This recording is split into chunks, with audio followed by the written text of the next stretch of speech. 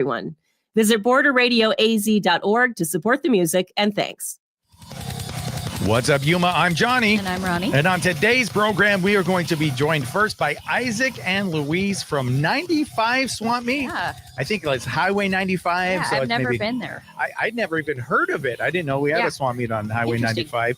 So we're going to find out what that's all about. We're going to get to the bottom of that, as well as being joined by Sandra and Veronica from CASA Kids. Yeah.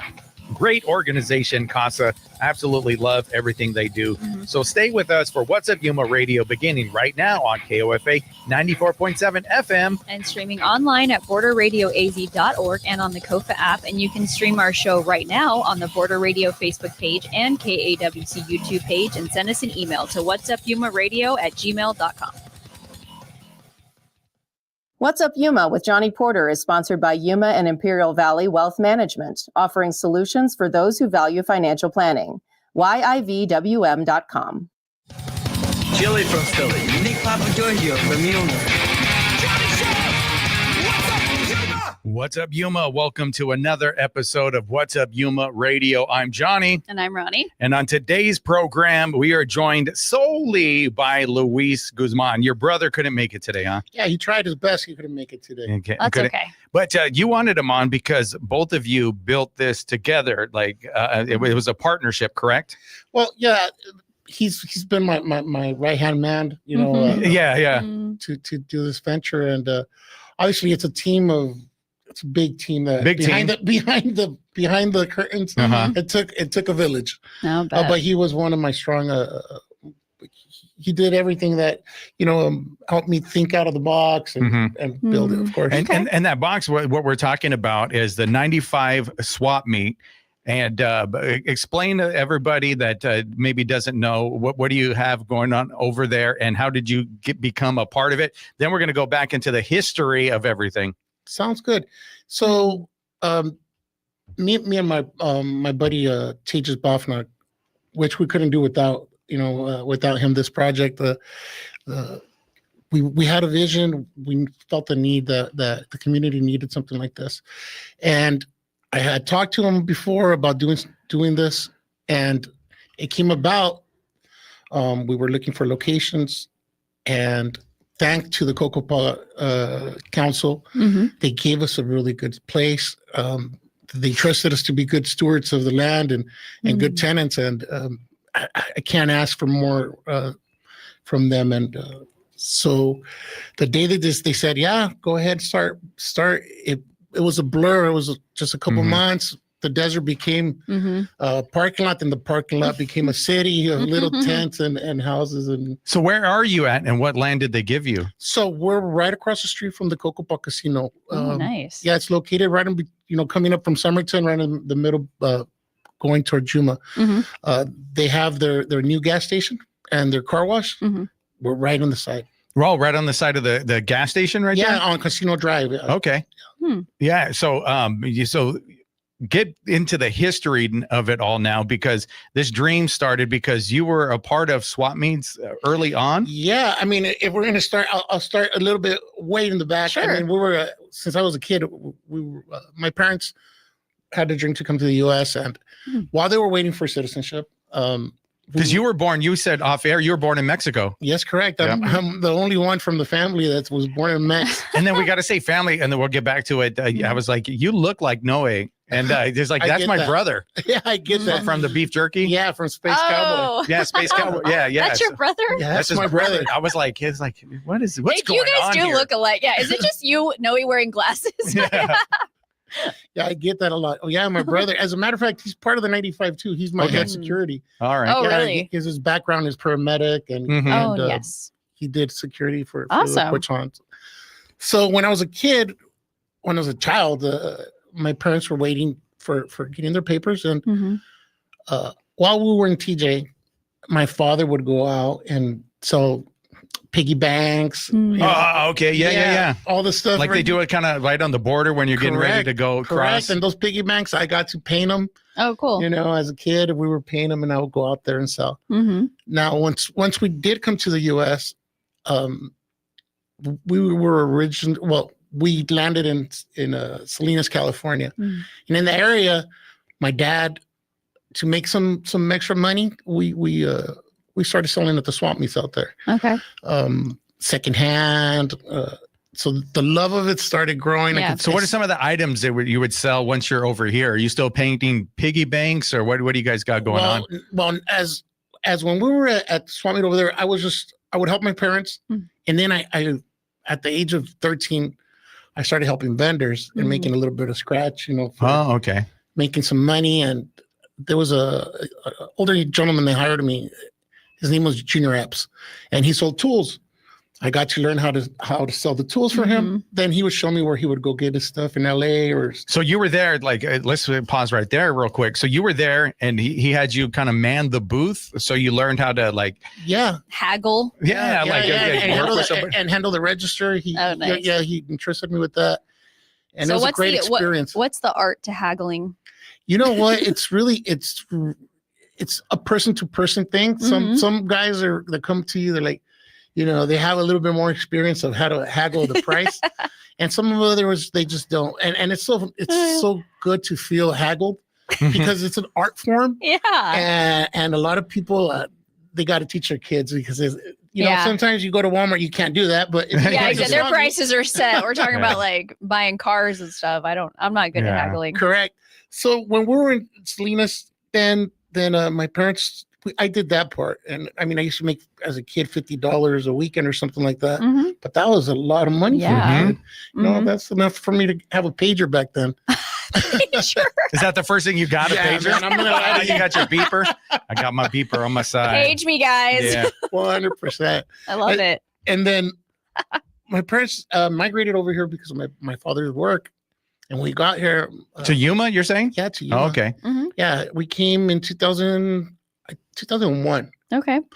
And my dad said, hey, you know what? I'm going to invest in you. He gave me about $1,500. He goes, hey, why don't you do a little booth at the swap meet? Okay. And I kept on thinking, okay, let's try it. What was the swap meet at that time? That one was Yuma's Parking Swap. Okay. Yeah, that was I've heard of that one. Yeah, they've been in this community. They were here for, I don't know, forever. And that's the one by the dog track area or whatever? Correct. They called it the dog track because they did dog track racing. So I participated there. We sold, me and my brothers. That's why Isaac's been part of it. He helped me since he was a kid out there. We were selling out there for about 10 to 12 years. What did you sell? There was a mix. It was like a little variety store, kind of like it had Bob Marley stuff, rock stuff, shirts. We had lanyards and flags, Bob Marley flags, incense. And then my buddy Mario Lujan, he had his tattoo shop right in the back. This is before he started the Electric Buddha, which was right across the Marine base. And my other partner, because to cover our rent, we would just share a space. Yeah. And my Get a team together and pay the bills. Partner out back then, shout out to Junior for Tiny for Underground Records. We did me and him did all the events also. Not only there, we did downtown every Cinco de Mayo. We also we had a booth on 8th Street. There used to be a little lot out there by the Chevron. And they sold agua frescas, and then they let us put a little booth. We would sell sunglasses and stuff like that.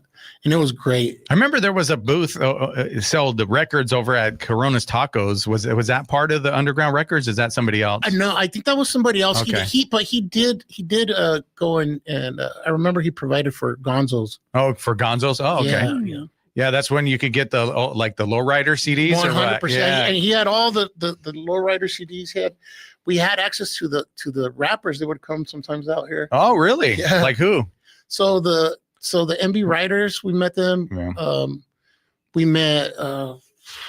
Capone. That's the next one I was going to say. Capone, Little Rob and all those guys. Yeah, definitely. And it was really cool. We even went to El Centro. We got to meet not Little Puppet, but Puppet from American Me. Yeah, he was in our booth for a little bit there. Oh, very he had cool. his own booth, but he'd come over and it was fun. So the setting up the booth and getting the merch, that's something that you learned as a kid from the guy that helped you sell from tools? Or No, that one, he had his own structure. Yeah. I started picking up my own because I started helping different people. Mhm. So you started helping more people. So we're Yes. going back a little bit in the history. So you're doing the tools. He's showing you how to do it. And there's other vendors and you're picking their brain too and kind of Yeah. helping them. Yeah, and then eventually when I got here to Yuma, I kind of gathered all my knowledge from that experience. Mhm. Mhm. But then I took advice from my brothers and, say, hey, if we put this here, if we put the incense here in this place. And honestly, to be honest, I wasn't an old head already, but they knew the trends. Oh yeah, the Yeah. trends. Yeah, what's going on? What's So then- popping? yeah, What'll sell? So whatever they wanted to buy, I would try to get a good price for it. Yeah. Because I knew the rest of the kids would like it. Mhm. And it was just, I would just go off of them. Whatever they wanted, that's what I would do. Mhm. I mean, once in a while I would buy stuff that I liked, Sure. but then they would take it to school. Like they would have a, Mac Dre t-shirt at school, and then they would call us. But yeah, it was really fun to buy stuff that they loved and the community loved. So how'd you find your vendors back then? People that you got stuff from? Like you had to do some research and Back then there was not a lot of Googling. So I know. You had to walk the streets. Usually you would go to like LA, LA and like other places. Oh. and then you wouldn't go into the middle part because the warehouses are around the main alleys, but you would go and try to look for. Somehow or another, man, it came to my path. I paired up with the Zion, so I would carry Zion clothes, which are all the Bob Marley, their original stuff, and then David Gonzalez we carried. So little by little, we started getting connections. Also, the other vendors would say, "Hey, you know what? I don't carry this, but I saw this over there. You might be interested." So they will give me the phone number. Oh, okay. Mhm. So it was all social networking back Yeah. then. Say, "Hey, bro," or they would bring me some stuff. Hey, I got some Marilyn Monroe stuff. Mhm. You want to trade? And we'd trade. We'd say, "Okay, I got something that you wanted Mhm. because I saw it," and it's really fun. Mhm. It So were was you fun. like working and doing this? No, So no, this no. was your full-time So job? the reason that I didn't, I should have started with that. That's all right. I got sick Oh. in 2001, and I got severe sleep apnea. Mm. I had a pacemaker. I had to slow down my life, Mhm. Mhm. and You were living La Vida Loca before that, or what? it was just health. Yeah, yeah. Health is health, and Yeah. I wanted to do stuff, but then I said, okay, well, with the help of my brothers, Mhm. they do all the heavy lifting, they do all the putting the stuff away, and I just provide the space and the Mhm. knowledge of how to do it. Mhm. Once they got older though, my little brother Isaac, I say little brother, but he's taller than I am. Mhm. He took it to another level. He knew how to Mhm. he knew how to do the shopping of the stuff better, Yeah. outsourcing it, and Yep. and then his setup was a lot nicer than mine, and a lot bigger too. Mine was only like a 10 by 20. He had like a 20 by 20 Mhm. spot out there, and yeah, it was really nice to be working with them. And back then, the thing is, the community of the vendors, it seemed like we all knew each other. Mhm. Mhm. Everybody, I think there were hundreds of us out there, and hey, I don't have change. They would come and get you change. Or hey, I have to go to the bathroom. They would take over your Yeah. booth. Yeah. Watch my shop. Yeah, it was really cool. It was cool. All the kids. So my little corner, I Mhm. called it the spot. The spot. Yeah, we called it the spot because all the kids from the swap meeting, they would go and hang around. Oh, okay. So like the community, they Yeah, got the kids it was there. a They were- kickback. You were And I like saw, this. Did you got music playing and yeah, stuff? yeah, because of the CDs. Yeah, yeah. Yeah, Oh, exactly. yeah. You're like, this guy's cool. Yeah, so we had the CDs out there, and it was just chill You're right like there the this whole day. swap meet babysitter. Yeah, it was. It was, and it was awesome to see them grow up. Yeah, and- exactly. And now they're adults, and I see them, and I remember them when they were kids. So what you said it was community. So what was it Mhm. like in the old days right there at the swamp meet? Like was it pretty busy? Were people coming? Like they're doing good, So- cash is in pockets. So I'll tell you what, man. Back then, it was in that era.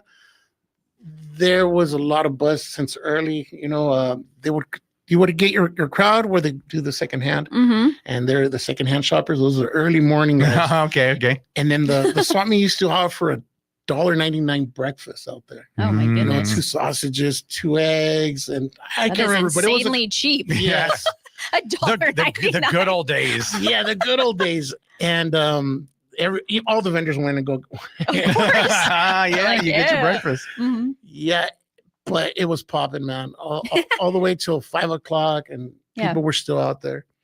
It was a great experience. Yeah. Mm-hmm. Yeah. So that was the Yuma swap meet. The Yuma swap meet, correct. So Yeah, how long were you out there? Yeah. For 12 years, I think, plus. Yeah. Okay. 12 years. So that in 12 years, that's your full-time gig. You got Yep. your brothers helping you. Yeah. You're building up a reputation. Mm-hmm. Yeah, and at that time we were also doing the downtown Cinco de Mayos, the car shows, any fest that we could participate, we would. Mm-hmm. Even though sometimes it was on the weekend, so if it was Friday nights, Mhm. we would go, and then it seemed like you close your eyes and you're back awake because you have to go to the swap meet In the morning, next yeah. day. It was very tiring, but it was worth it. Getting to see the community and being part of it, Mm-hmm. it's awesome. It's awesome. Cool. So we're going to take a quick break and we're going to come back. We're going to talk about how that morphed into what you're doing now at the 95 swap meet and a little bit more history. And then we're going to dive into that. But we're going to do that after a break. You're listening to What's Up Yuma Radio right here on 94.7 KOFA Border Radio.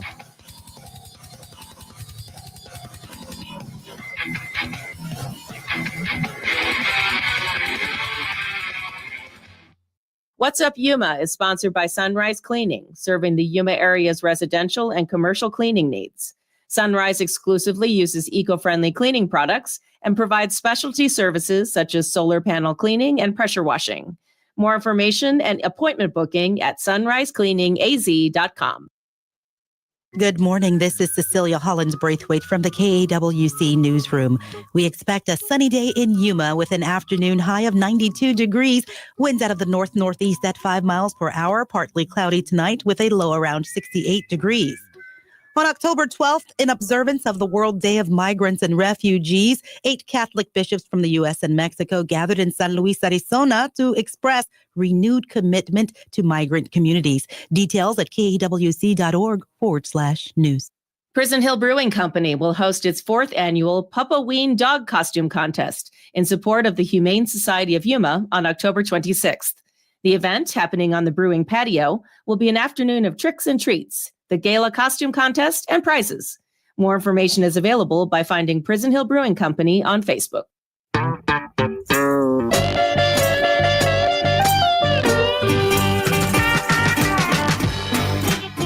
I'm your host, Jared J.B. Boyd. This week on Bill Street Caravan, we've got the 30th anniversary of Memphis' own Big Ass Truck. Thursday evening at 7 on KOFA Border Radio 94.7 FM.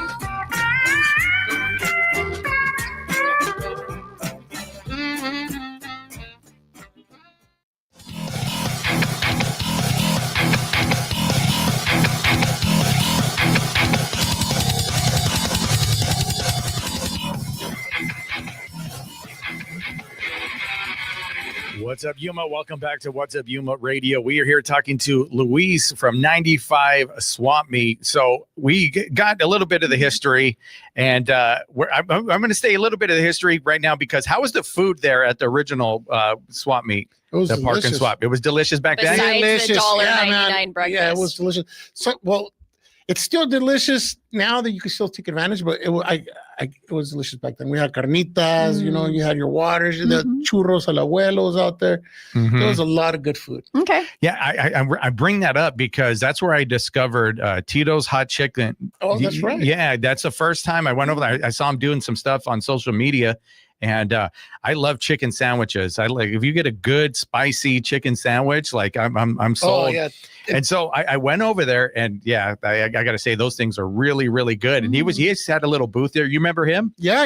He had his little trailer out there. Yeah. Yeah, he had his little trailer. Now he's doing his own thing. I think off of Avenue B. He's back. He comes into town on the in the winter season, and That's then right. after that, I think he lives in Phoenix. But so let's get into how this developed into the new thing that you're doing, and we'll get into how the food is at the new thing as well, because we like to talk about food here. Oh, But yes. Sounds good.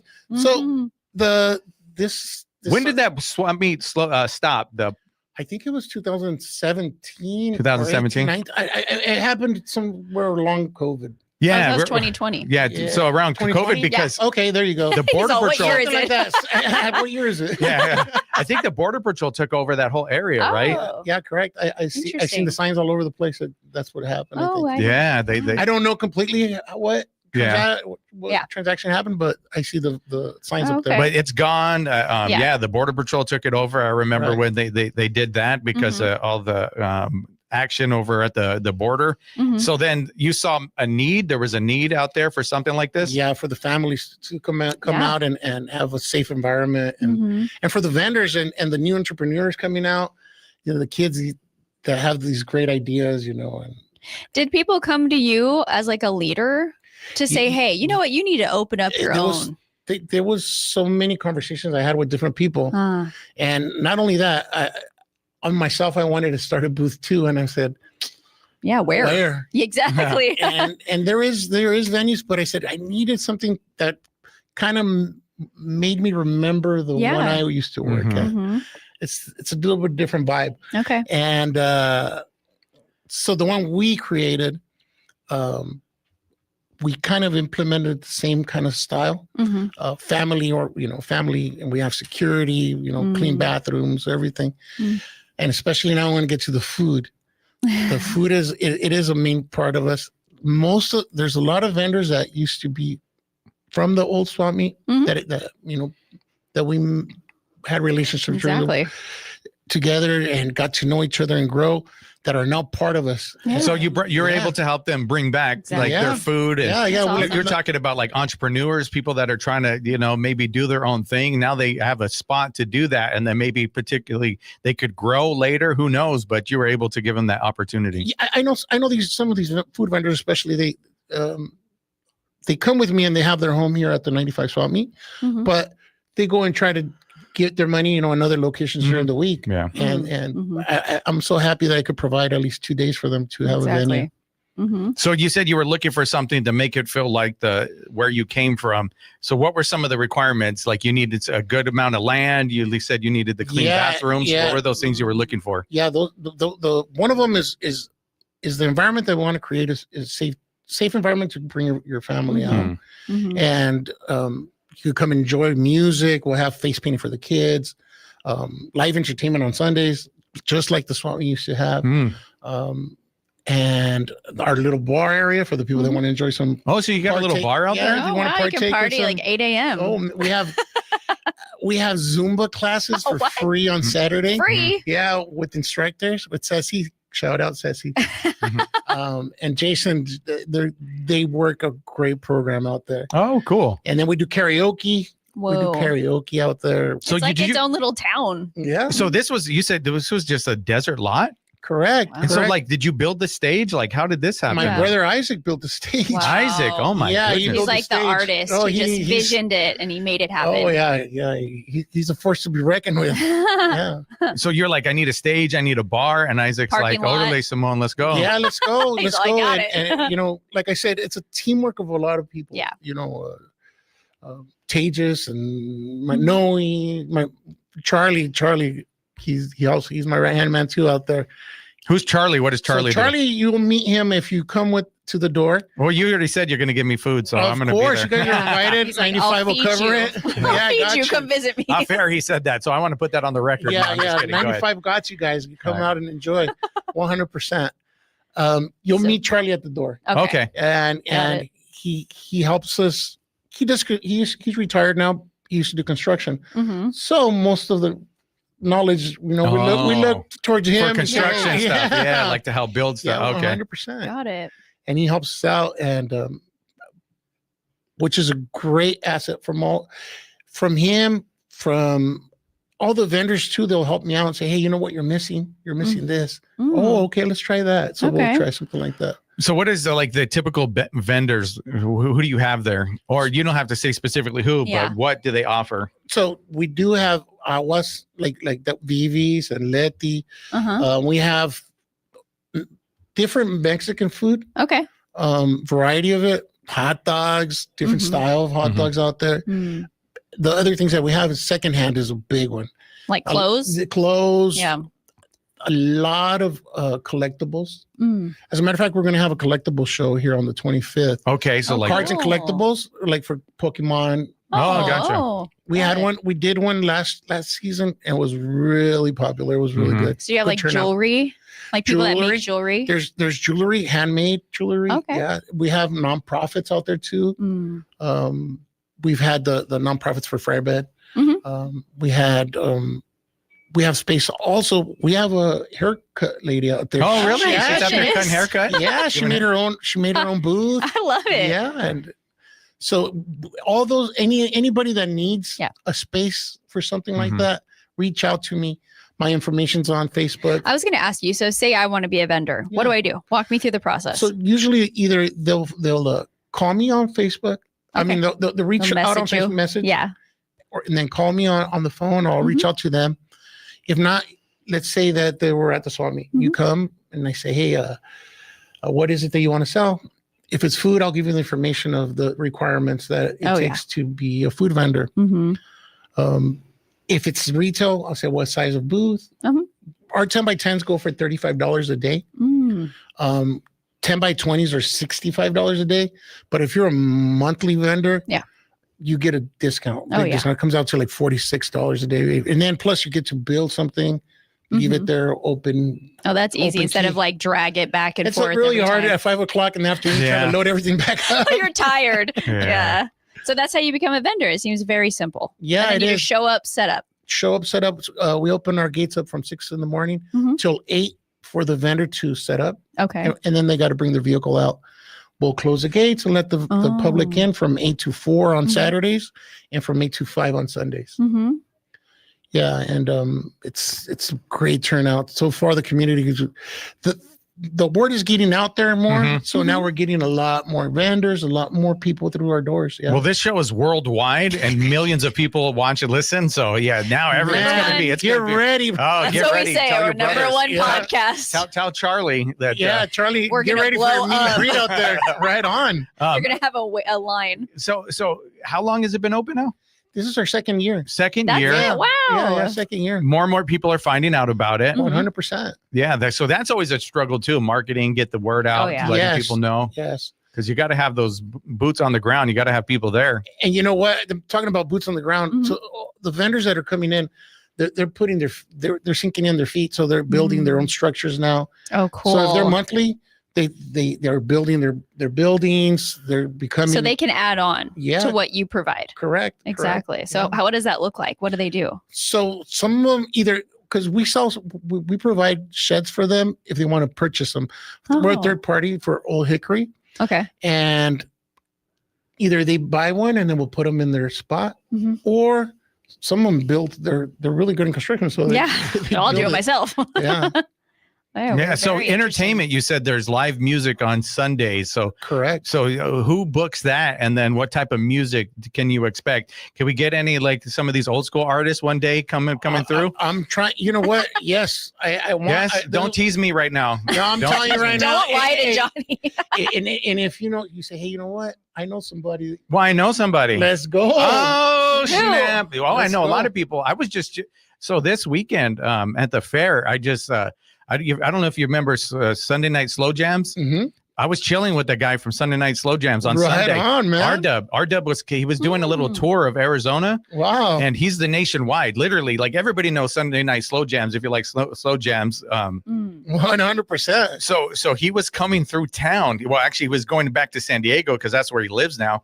But I saw on Instagram, Mhm. and I'm like, "What are you doing?" He's like, "Yeah, I'll be there." So we met in the parking lot at the fair for about like 30 minutes because he was like, "Dude, I got to run," but like I was able to meet with him. Wow, man. That's Yeah, so I was like, "Hey, man, we need to bring some old school stuff back over here and do some freestyles." Like now that we have a connect in Yuma, let's make it happen. So now I know you, Luis. And so now, give me- now you So- got a stage. we'll be Is like it like funky a- little beat. Yeah. Mm. Is it like a small stage or big? It's- Can it be a band? It could be like, so we've had a band with about 11 members out there Whoa. with tubas and yeah. My mom, oh my gosh, I think about old school. She used to love Three Dog Night.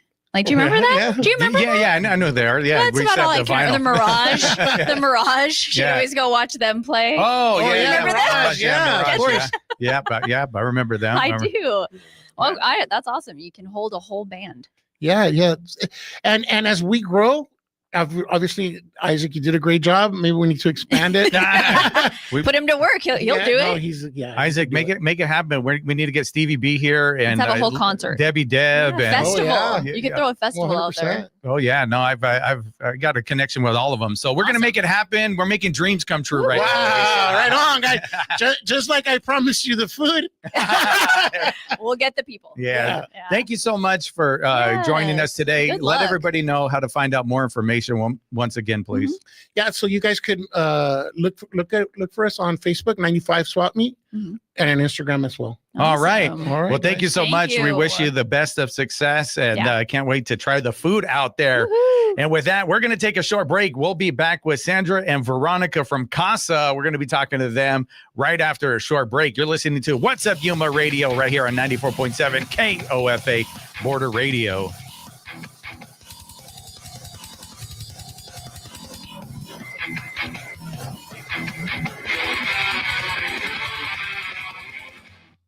What's Up Yuma is sponsored by Yuma and Imperial Valley Wealth Management, offering listeners a one-on-one, no-obligation consultation to review their current financial affairs and provide strategies for meeting future goals. More at yivwm.com. Investment advisory services offered through CWM LLC and SEC Registered Investment Advisor. For KAWC News in Yuma, I'm Lou Gum. A new study from the Audubon Society doubled previous estimates for the number of birds that use the Colorado River Delta. KUNC's Alex Hager reports the river often dries up before they can reach that critical habitat. When birds migrate between North and South America, many of them stop over in the Delta, which is in Mexico's Sonoran Desert. Now we know that's as many as 250,000 per day. Jennifer Pitt with the Audubon Society says the United States and Mexico need to collaborate and make sure there's enough water to help birds make it through the desert. Even the small amount of habitat that's left, and especially what has been restored, has enormous importance for birds. Restoration work to build more habitat faces an uncertain future. The 7 states that use the Colorado River are in the middle of tense negotiations about how to share its shrinking supply across cities, industries, and ecosystems. I'm Alex Hager. Ever wanted to be on the radio? Still talking into your hairbrush in the mirror? Border Radio needs you as a volunteer host. Share music, stories, and local conversations that matter. No experience necessary. We'll provide the training. Email info@borderradioaz.org or call 877-838-5292 for more information. This is folk singer Michael Jonathan. Join us on Wood Songs this week. Gareth Pearson is here, an amazing guitarist called the Welsh Tornado, and the Magnolia Janes from Carnegie Hall to performing with Nelson Mandela, and now on Wood Songs, plus an amazing Wood Songs kid. All this and more on the Wood Songs Old Time Radio Hour. This evening at 7 p.m. on KOFA Border Radio 94.7 FM.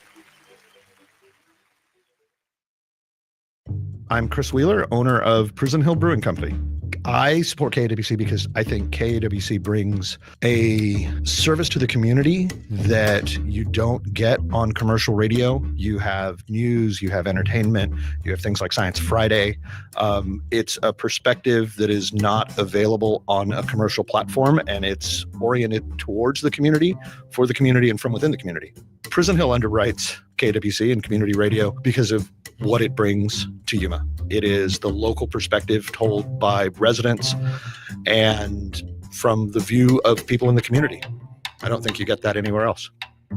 Supporting KAWC really does bring a service that is not available elsewhere. It's a worthy endeavor, and I think that will just feed back and make Yuma a better place.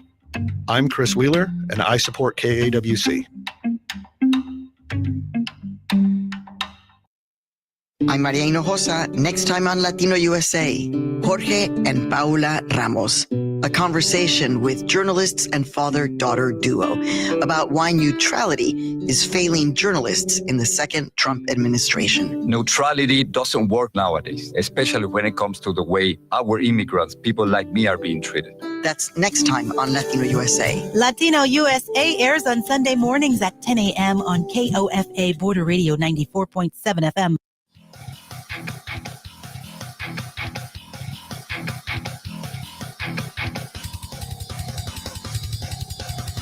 Jilly from Philly. Nick Papa Giorgio from Yuma. What's up, Yuma? Welcome back to What's Up, Yuma Radio. We are here now joined by, is it Sandy? Sandy and Veronica from CASA. Thank you guys for being with us. Thank you for having us. And I've met you before, Veronica. Do you remember me? You probably don't. It was. I remember your face, but I don't know. It was years and years ago. That's how I originally. And can we fix the camera on them real quick? Lower it a little bit. Too high? Yeah, they're very small in the camera right now, but they're giants in real life. Yes. No. But you guys are from CASA. Let's explain to everybody that doesn't know what CASA is, because they're probably thinking like, they have a house. All right. But no, what is CASA and why is it so important? Well, CASA is an acronym. It stands for Court Appointed Special Advocates. Okay. It's a nationwide program. We're under the National CASA Guardian Ad Litem umbrella, and each state in our nation has active CASA programs. Here in Arizona, every county has an active CASA program, and every county is recruiting volunteers. What our volunteers do is they are the voice for a child who's going through the foster care system. So their job is to advocate for what's in the best interest of those children while they're in care. So CASA, why did it originally get started? Was there a need there? Do you know a little bit about the history? Yes, actually, this is my favorite. This is okay. Oh, yay. We got the expert. I was like, I'm not talking on this one. All right. So in 1977, I know, before y'all were born, there was a judge in Washington, the state of Washington, who was he was working on a dependency case, which is what we're talking about. And he just didn't feel like he had the feelings of the child. Okay. And so is he talking to the child at that point? At that time, the child wasn't even there. Oh, it wasn't even there. Part of the court. So he, on his time, went out to, started in the retirement centers and asked folks that were there if they would mind going and spending time with children that were in these situations and get some information for him and see how they're really doing and what they think about what's going on. So that's where it started. And 30 years later, is that about where we are? 35. It's nationwide. It's nationwide. And they've been in Yuma over 30 years now. Because we are the one person, part of it is that will never change in that child's life. We know that life happens and sometimes people do have to step away. Yeah. But we try and get folks that can hang in there because chances are real good. We all know DCS, that's Department of Children's Child Safety. I didn't say that wrong. Sorry. That's not it. That's not it. Yeah. That's why she's their fact checker today. Same thing, guys. She's here. And I'm taking notes. Yeah. Gosh. They are well overwhelmed. We all know that. Those change. That child is never going to have the same one that they started with. Yeah. They have therapists for whatever reason. They change. I was surprised how much they change in this area, move from one place to another. If everything's going good, of course, their teacher changes. They have placement. That's what we call them because not all of them are in a typical foster care family. That can change based on needs, based on issues, whatever. So the CASA is the one that hangs in there through it all. Exactly. So that was very important. The children are assigned, I don't think a lot of people know this, they're assigned their own attorney. In this case. Yeah, can we talk a little bit about that? So why do these the kids have to go before the court? Why does that have to happen? Is it because it's like who's going to get custody? Who's going to be the foster parent? Like, why does that happen? I think it's so when a child is removed by the Department of Child Safety, it's deemed that it's not safe to leave them. And that's a court thing too. Home. It's like the judge has to say this is not safe. Okay. Right. So they'll go to the court, they'll file a petition, and then they have to adjudicate the children dependent, meaning the state does need to come in and care for these children while the parents work out the issues that brought the children into care. So all the parties need to be represented at those court hearings. Each parent will get an attorney, and then the child will get an attorney. If there are mental health issues and they may need additional support, then they're also appointed a guardian ad litem. Or with some of our children, because as Sandy said, some of them are receiving different types of therapy because of the types of abuse or neglect that they've experienced. So they will be provided what's called a guardian ad litem if they end up disrupting placement and needing to go into a mental health care facility or something with a higher level of care.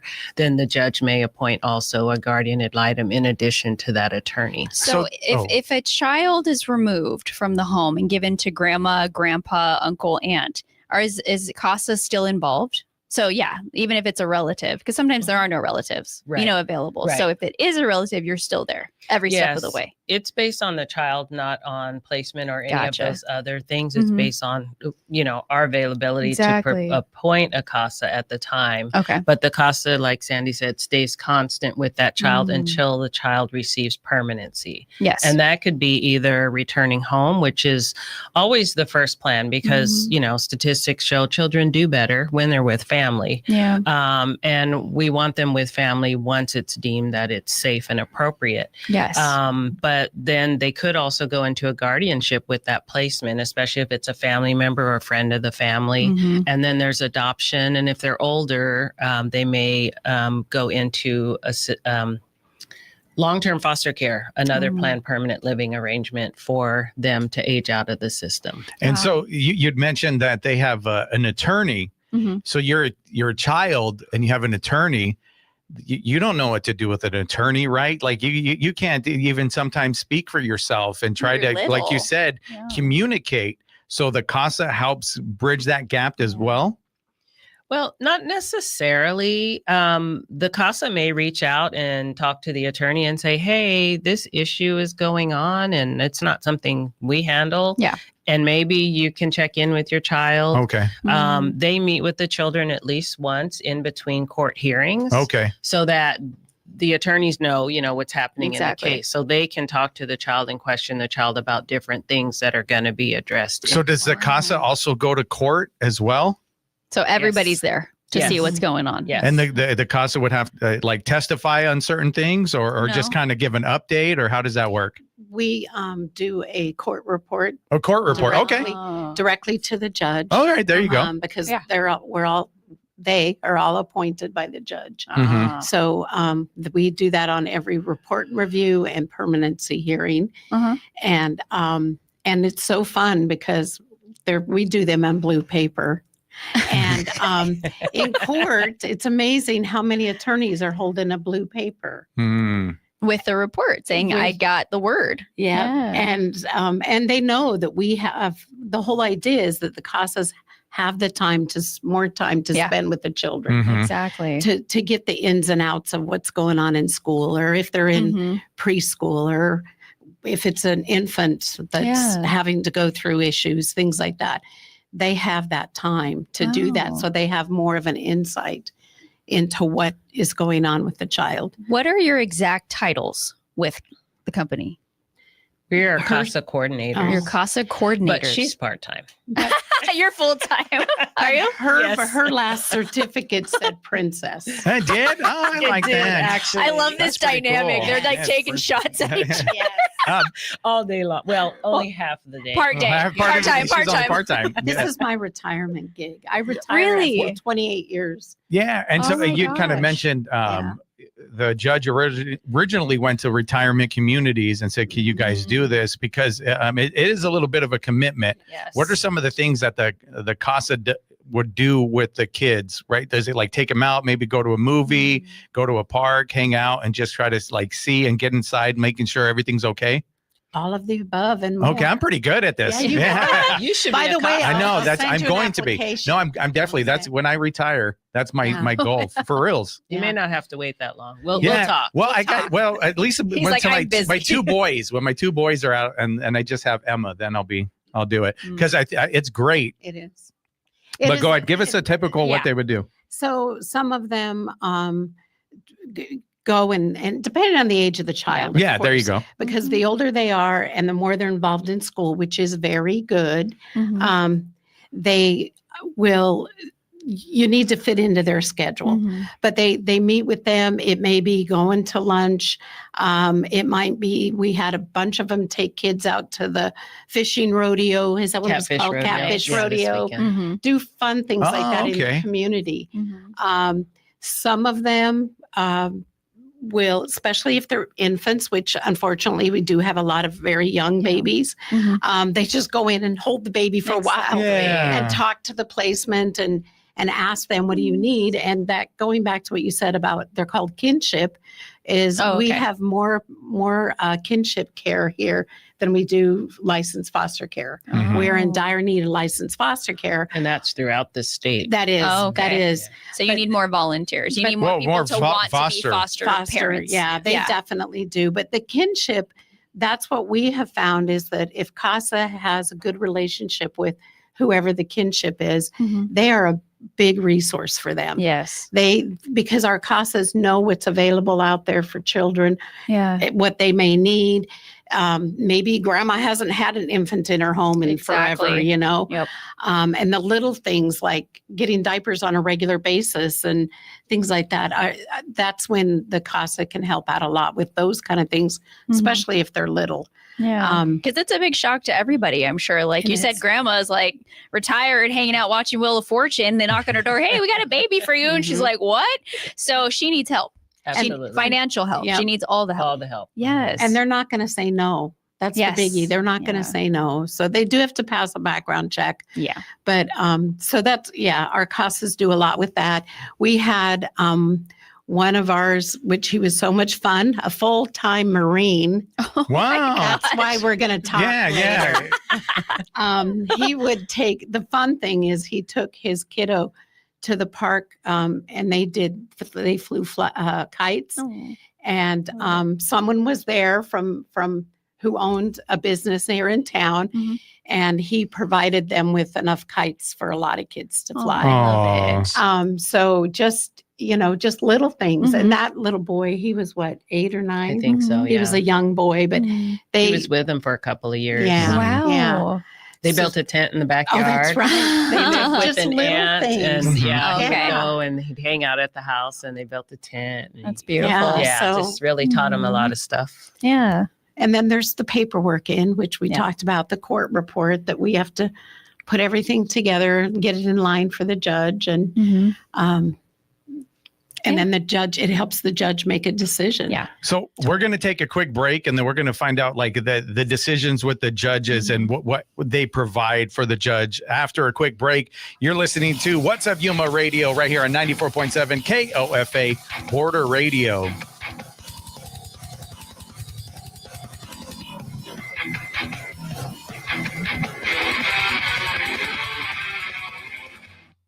Today's day sponsor is Prison Hill Brewing Company, continuing the celebration of its 11 years of community service today and tomorrow from 11 a.m. until the warden calls lights out.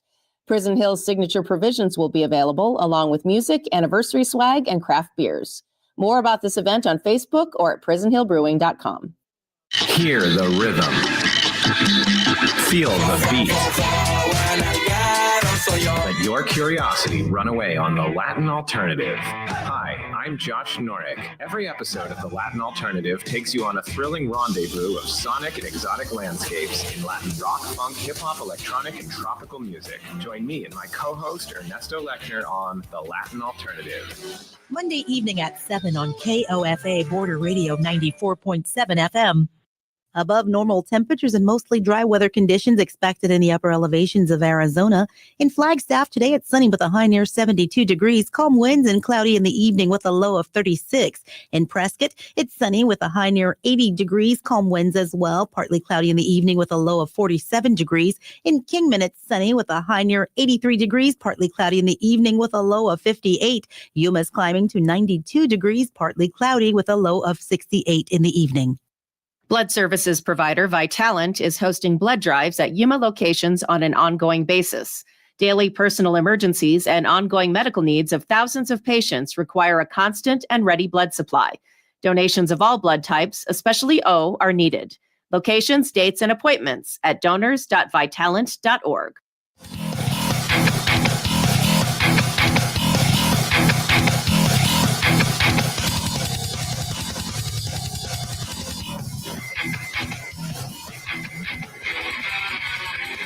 What's up, Yuma? Welcome back to What's Up, Yuma Radio. We are here talking to Sandy and Veronica from CASA. There we go. I got that out.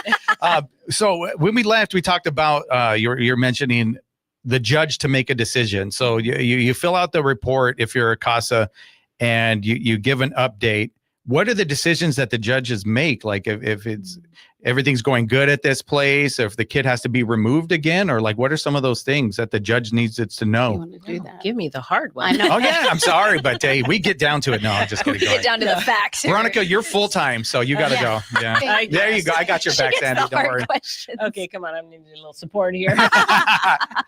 Well, the judges, I have to say, our judges are very passionate about the children and the parents because it's a package deal, right? Yeah. And the parents have legal rights, Yes. As do the children. And so the judges have the hardest job of all because they're the ones who say, based on all this stuff that you've provided to me, all this information I have, this is my ruling. And is that going to be send the kids back home, send them home now, continue moving in the direction we're going? They will also rule on, the parents needing specific services in order to accomplish reunification with those children, so that it will be a safe and permanent reunification. And that's the ultimate goal in all of the cases. And severing rights too. I mean, that's a big one. That's a big one. Huge for the judges, but also our CASA volunteers make recommendations in their court reports. And sometimes they make that difficult recommendation that the court sever the parents' rights and the child be adopted, or, or that the child go into guardianship at a particular point in the case. And so, I mean, it's difficult for everybody involved because ultimately we want everyone to, be successful. We want the children to be safe. We want those parents to be well. I mean, it's our community. We're in a small community. Yes. We want to help people. And so they make the best decision they can in that direction that makes the most sense. And, they've got all these legal things that we know nothing about. Yeah. Sometimes they make a decision and we're like, what? Yeah. But then we have to step back from our emotions and go, there's a bunch of stuff we don't know about based on this, and this. That's probably why they had to make that type of a decision. Yeah. And so, they're very supportive of CASA. And sometimes Sandy and I have to work very hard to encourage our volunteers to be very supportive of the judge's decisions, because it's hard when it doesn't go your way and all you want is what's best for that child. Yeah. So CASAs have a very difficult role. Because they're not quote unquote professionals in any of the arenas, but they are professional volunteers and they are appointed by our judges. Yeah. And it's hard not to get emotional about this. Right. Like I was saying, I have a family member that was a foster parent, her and her husband, and to watch them go on this roller coaster of up and down, and is the baby going to stay with us? And then the parents came back and then like back and forth, and then just never knew what was going to happen. And it was turmoil, but she knew, like, just stay the process, whatever happens, happens.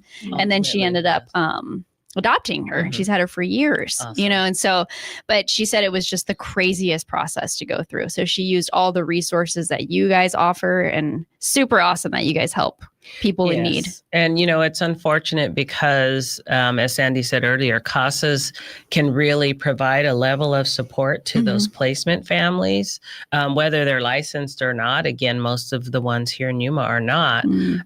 So they haven't gone through any training. They're like, dependency, what is that? I got to go to what court hearing? What is that for? Exactly. And I have to go to, now I've got to take them to therapy, and I've got all these meetings and staffings and CFTs and A, B, and C's and all these things. Yeah. And they're not clue in, they don't have information on any of this stuff. And so a lot of times the CASA is there to help them navigate some of that stuff as they continue to advocate for the children that are placed in their care.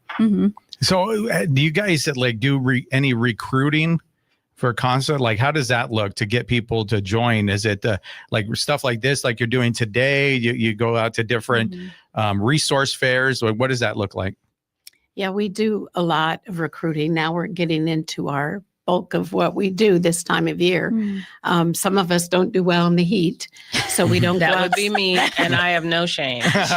I'm not going out when it's hot. Yeah. That's okay. We go to everything we can schedule, everything that's coming up. We talk to as many people as we can. We do presentations at the different clubs in town. That's awesome. Our thing is that, as you all know, you have to hear something 7 times before you finally pick up the phone and call. So sometimes people don't have to wait 7 times, but sometimes Normally. they never call. But we try and get it out as much You as try we to get it out. can. And that's why we're always telling our phone number, 928-314-1830. Give us a call. Good job. No, a lot of people are like, I don't know our phone number. So good job. Yeah. Usually I screw up the other one, but that one I got.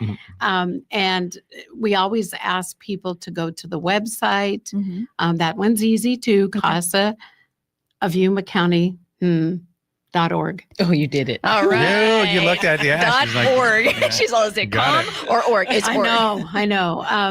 And you'll get a lot of information on there. But seriously, if you just want to talk to someone, just call us.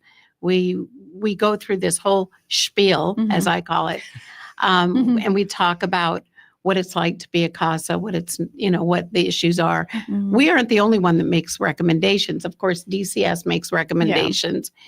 And they do theirs compiled from, like, if they get anything from the therapist, things like that. So it's not just CASA, but it is a pretty important role. So, and some people will fit it, and other people will go, oh no, I can't do that. And that's okay. Yeah, it is okay. Yeah. Well, and I think it's important for people to know that when they call us to get information, the last thing we're going to do is try to talk you into this. Yeah. One of our coordinators in the past, she used to say, we'll talk you out of it before we talk you into it, because seriously. You can't try to make it work in your schedule. You have to have the time, which the time is not excessive, but you have to have the time. You have to have the passion, and it has to fit in your life. It can't be squoze into the extra time. The child has to come first. And then, and the kid doesn't want to feel like you're like looking at the watch. You know what I mean? Like, we got 30 minutes left. It's like, what? Yeah. Yeah. So we really do work hard to vet people in a way that not only makes sense for the program, but makes sense for that person. We have people that want to do it so badly and they're still employed, and half of our volunteers, so probably 25 out of, we only have 40. More than half of our volunteers are employed full or part-time. Wow. And so they have that flexibility with their employer, but sometimes people come in and say, oh yeah, I work, but I can do this too. And it's really not a good fit at this time. And so, and you let them know that, like, this might be too hard for you. We let them know that up front, but if they insist that, oh no, this will fit, I can make this work, it's going to be fine. Like, okay. And then it's like, once you're committed, once you meet your child, you are committed for the life of the case. So good luck getting out. We're not letting you leave now. But yeah, we definitely do work with them. We'll go to court for them if we need to, and things like that. They'll also have what's called a peer coordinator. Those are experienced CASA volunteers, and they train and coach the new people when they come on. They walk them hand in hand through their first case and really help them understand the system and what needs to happen and what kinds of things you can and cannot do. Exactly. Because we've got policies and procedures. We're under the Arizona Supreme Court. So there are things you absolutely cannot do in the process of advocating for your children. So we are running out of time. One more time, the phone number and the website? Oh, man. 928-314-1830. CasaViewMaCounty.org. Yeah, she did it. She got it. All right. Thank you guys for being with us. We absolutely love it. Such a great organization. We appreciate you. And with that, What's Up Yuma Radio is a production of KAWC, Colorado River Public Media. We broadcast from the studios in the Matador Activity Center at Arizona Western College in Yuma. We want to thank our engineer, Talon Gonzalez, along with Anthony Arnales, Juan Garcia, Dave Reek, and Cecilia. And you can find out more about KAWC at kawc.org, on Facebook at KAWC Radio, and on the KAWC app. And stay tuned following our program for COFA Midday Music. And on tomorrow's program, we're going to have Martha Ryan. She's going to talk about grief, I believe. Yeah, the new podcast. As well as Robert Mason, I believe, from U of A. And he does something with agriculture. That's what I know for now, but we're going to find out more. Yeah, Yuma Farm Film Festival. Oh my There gosh. you go. Okay, listen to our podcast at kawc.org/podcast/What's Up Yuma Radio, and email us at whatsupyumaradio@gmail.com. Got it. We did it. See you guys tomorrow. Woo. What's Up Yuma with Johnny Porter is sponsored by Yuma and Imperial Valley Wealth Management, offering solutions for those who value financial planning. YIVWM.com. Thanks for listening to KOFA Yuma, whether it is on the radio at 94.7 FM or 1320 AM, or on your smartphone with the COFA app, or on your computer at kawc.org. We are glad you have chosen us. The North End Artists Cooperative presents its North End Art Walk on Saturday, November 22nd from 10 to 3 on Yuma's Main Street. Celebrating Yuma's vibrant art scene, over 60 local artists will showcase their work, including visual, 3D, and wearable art. More details are available at Yuma North End Art Walk on Instagram.